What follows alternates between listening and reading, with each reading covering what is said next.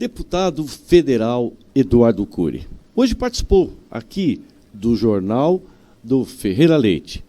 E também nós vamos discutir como é que pode um vereador invadir uma igreja. Foi católica, poderia ter sido qualquer outra. Como é que pode um vereador do PT? Tudo isso vamos ver aqui, nos bastidores.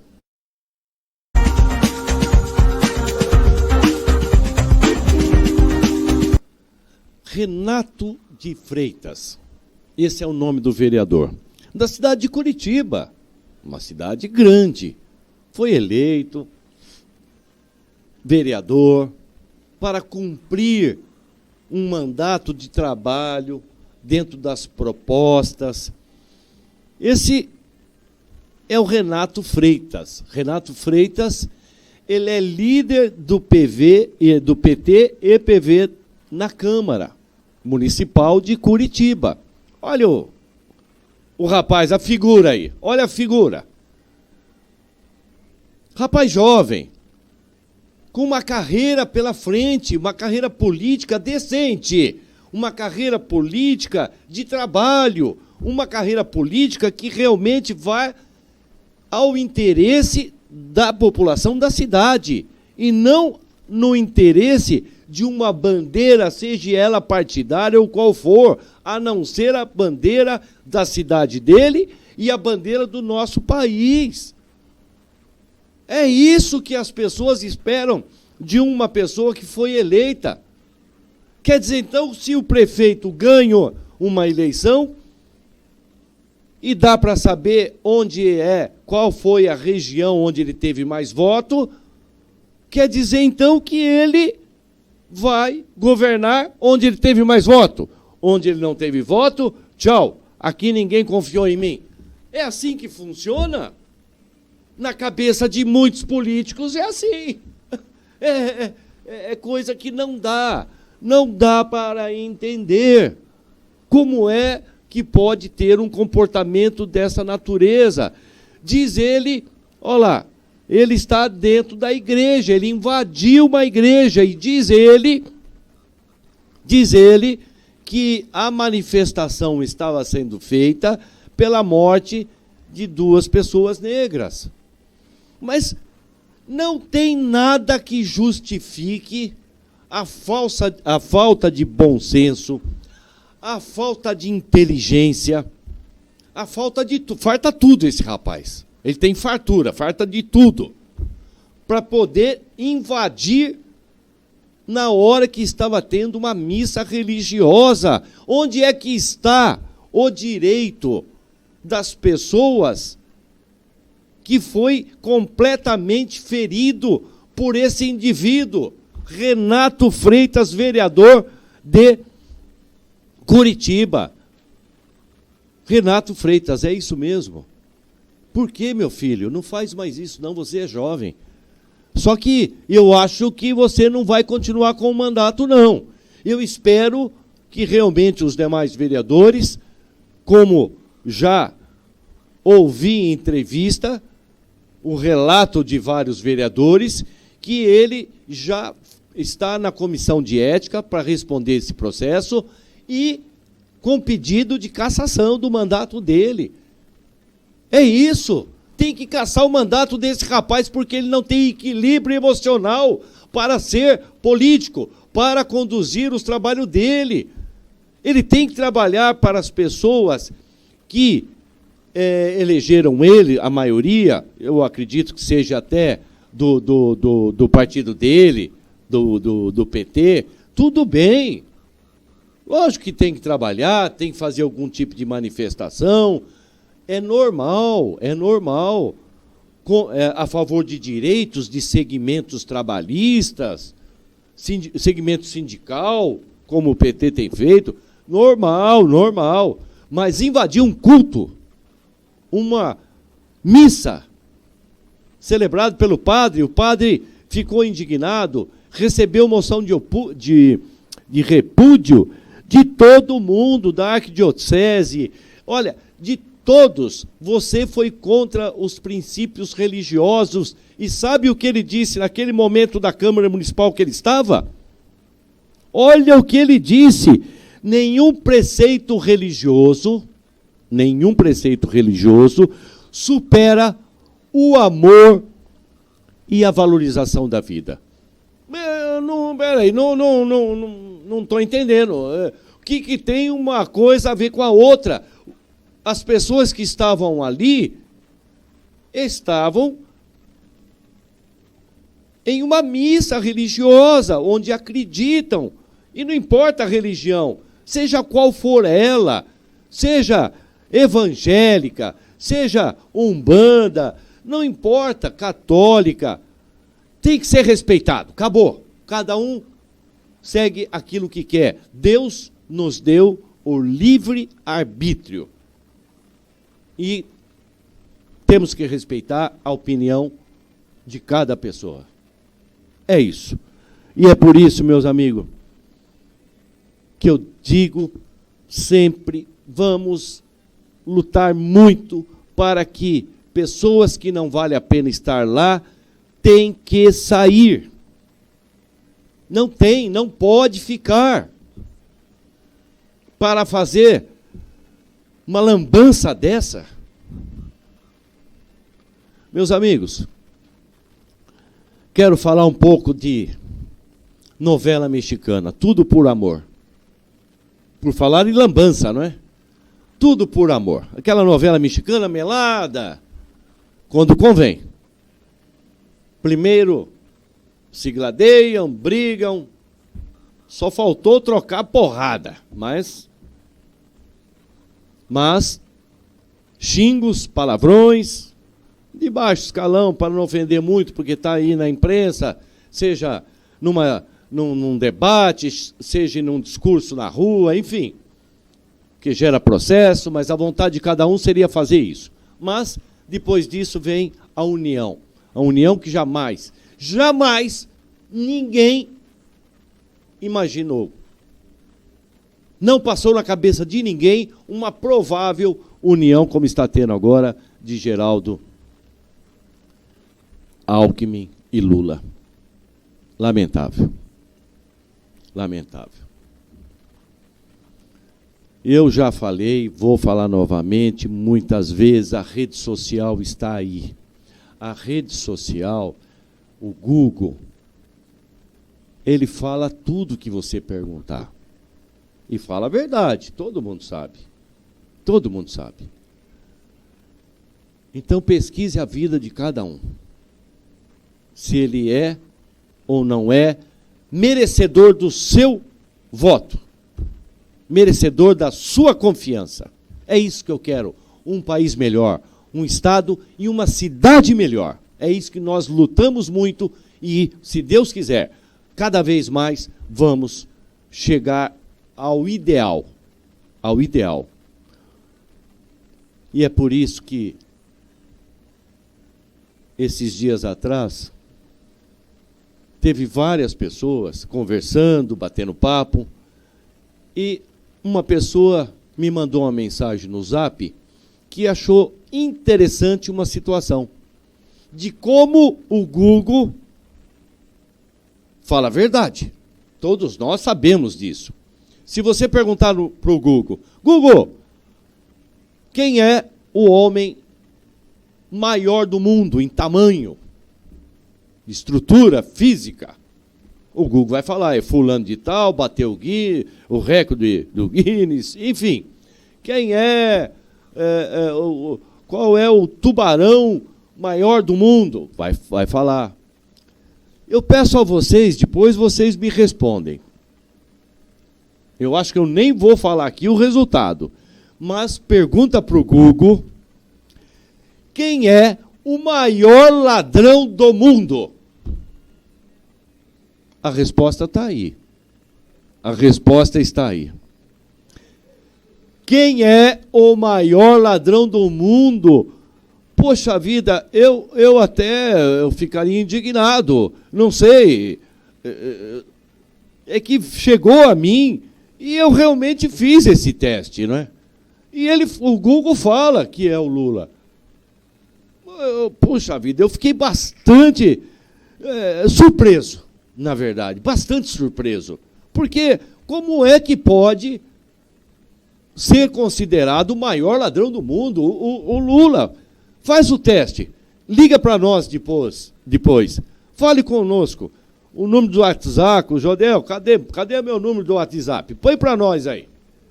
Põe para nós, eu quero a participação das pessoas. Eu quero que as pessoas falem comigo, falem conosco. Dê sua opinião, o que você achou disso, mas faça o teste. Chegue no celular, no computador, pergunta para o Google, que o Google... acho que é indiscutível, não sei. Até então, ele é considerado uma coisa que nós, na nossa infância, não tínhamos. Eu quero fazer um estudo de uma doença, quero fazer estudo de algum país. O que você perguntar para ele, ele te fala, é impressionante.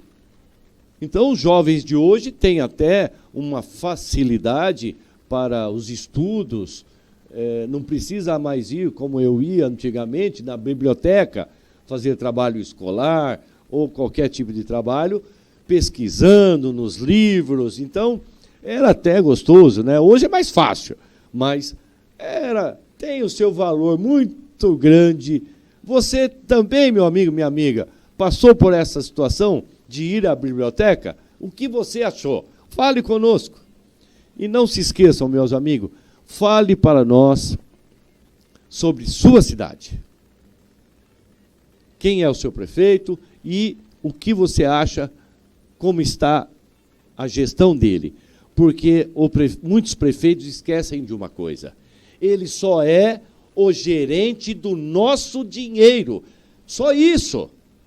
Ele é o gerente do nosso dinheiro. E é por isso que um governo participativo junto com a população é essencial para que ele possa fazer aquilo que a população mais precisa. Isso é muito importante.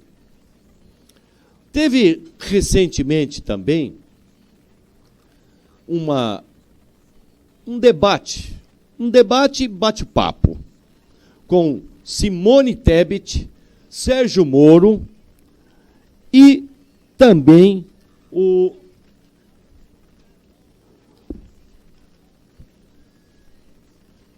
inclusive, em primeiro lugar, essa é a reunião que teve também na verdade,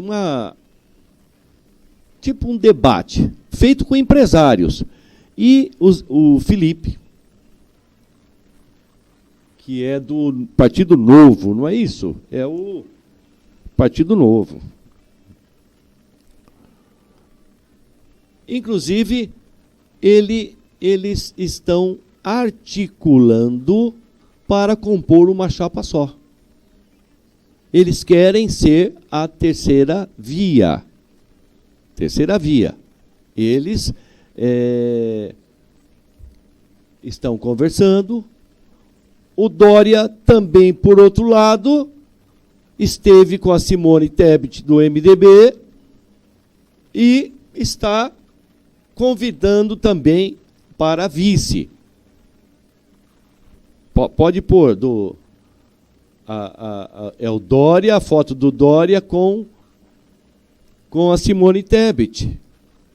Nós temos aqui, que estão dando a mão e conversando. Agora, para que lado que o MDB vai? Vai se unir a Sérgio Moro? Vai se unir a Dória como vice? E tem aí uma situação que tem que ser vista, porque as coisas estão andando, o prazo está acabando.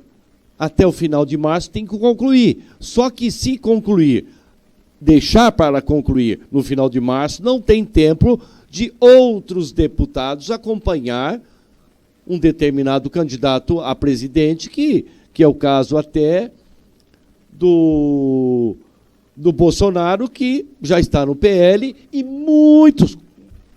muitos deputados vão para o PL também, acompanha. Se ele deixar para a última hora, os parceiros acabam não vindo, não dando tempo, porque agora, comecinho de abril, existe uma janela onde os parlamentares podem mudar de partido sem perda do mandato. Então, nesta janela é que se aproveita, quem quiser mudar de partido muda, quem não quiser não muda. Está aqui o João Dória conversando também com a Simone Tebet do MDB. Agora, tem que correr, hein, Dória? Tem que correr bastante para você crescer um pouquinho mais na pesquisa, né? O que está um pouco difícil, mas em uma eleição tudo é possível. Não existe ganho, já ganhei, não existe essa palavra, já ganhei, já eu que ganho. Então, meus amigos, vamos analisar, porque temos tempo aí até novembro. Se não mudar, não alterar o calendário, como mudou na última eleição, em função dessa famigerada pandemia, que, se Deus quiser, vai estar mais amena, para que o nosso povo possa voltar com a vida normal.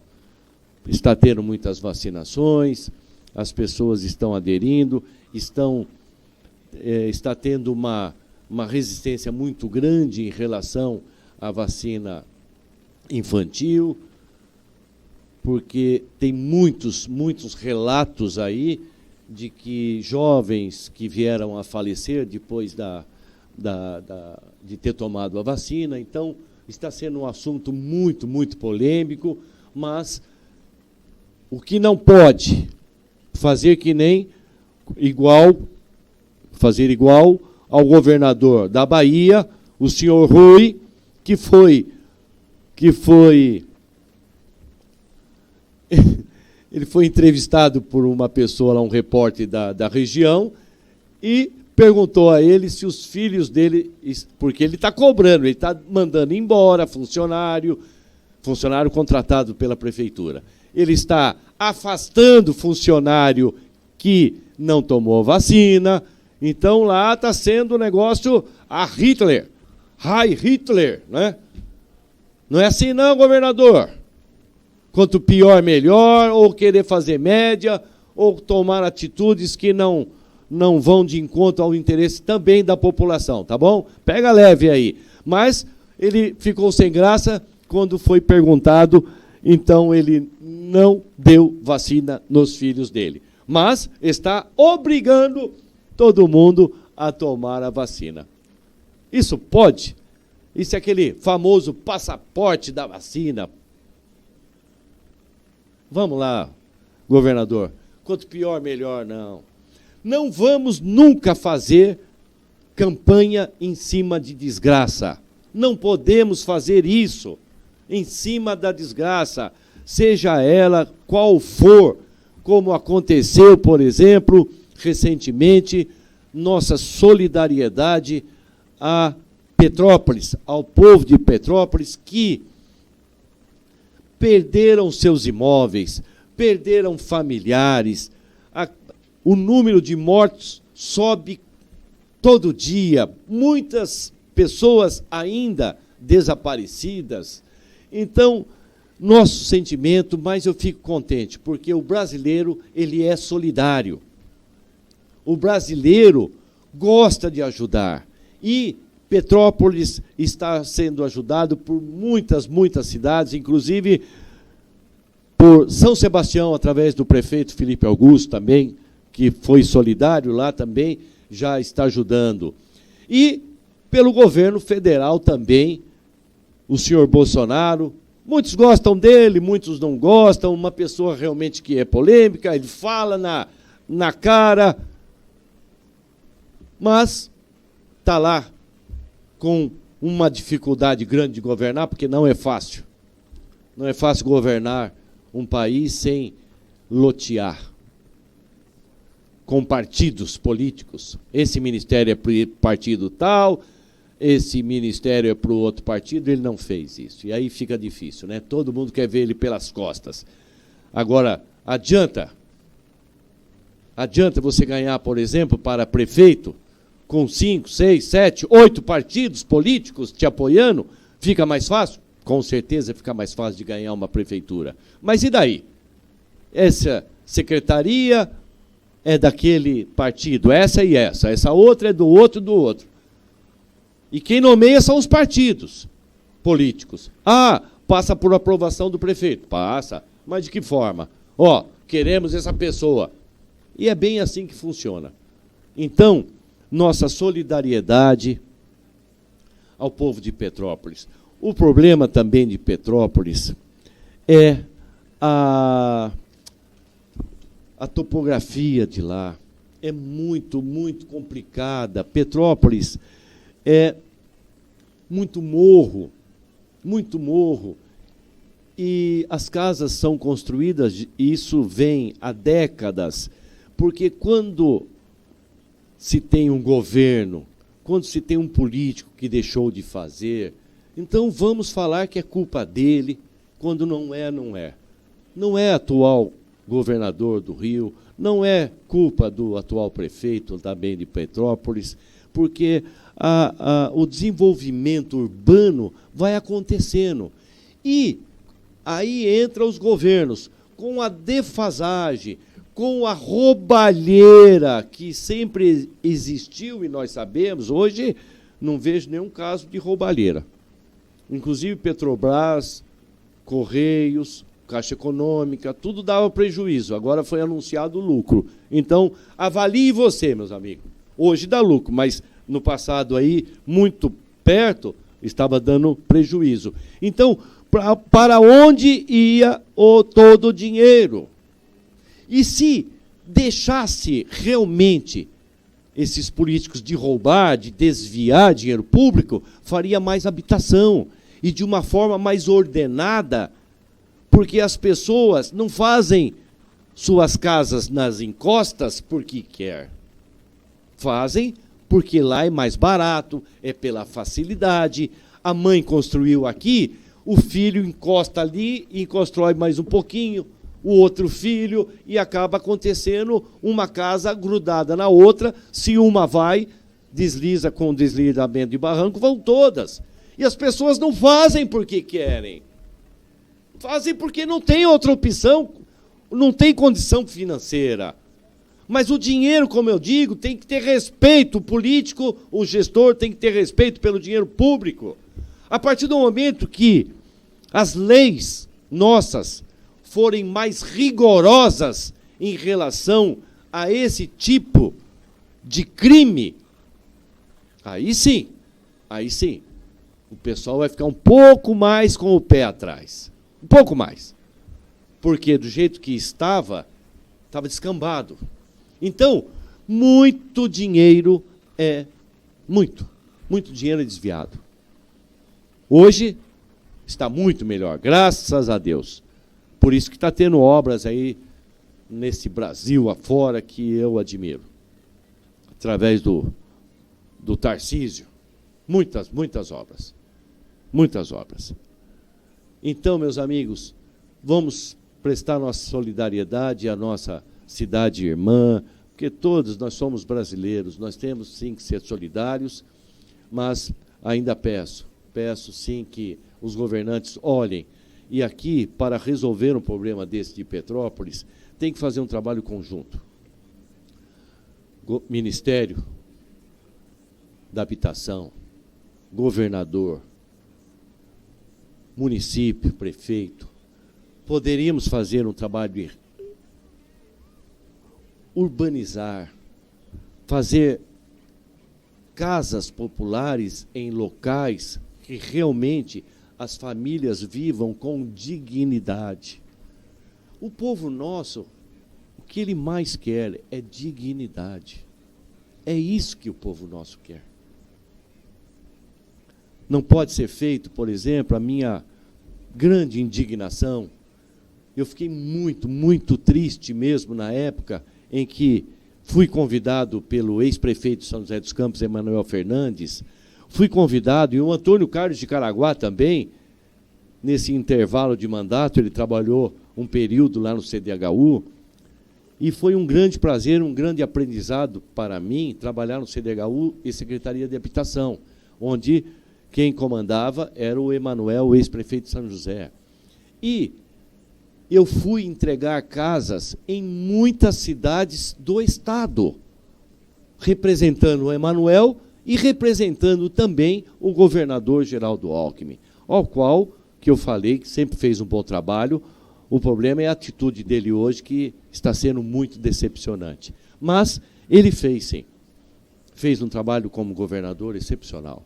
E eu trabalhei junto, eu sei do caráter dele, por isso que a surpresa minha e de muitas pessoas. Mas eu tentei muito trazer casas para a cidade onde morava, Jacareí, onde eu estava, onde meus filhos nasceram, os amigos, onde fui vereador por alguns mandatos, onde fui secretário do Bem-Estar Social e lidei sempre com o lado social.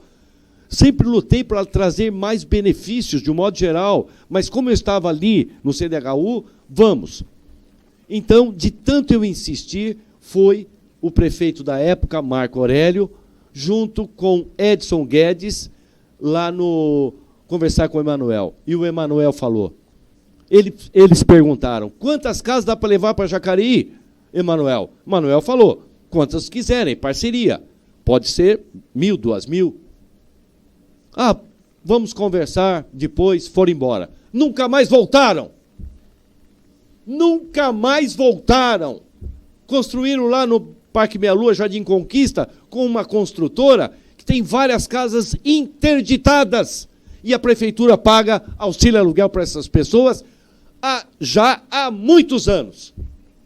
Mas nós vamos falar muito mais aqui nos bastidores, tudo o que é bom para você ter conhecimento do que acontece quando as cortinas se fecham.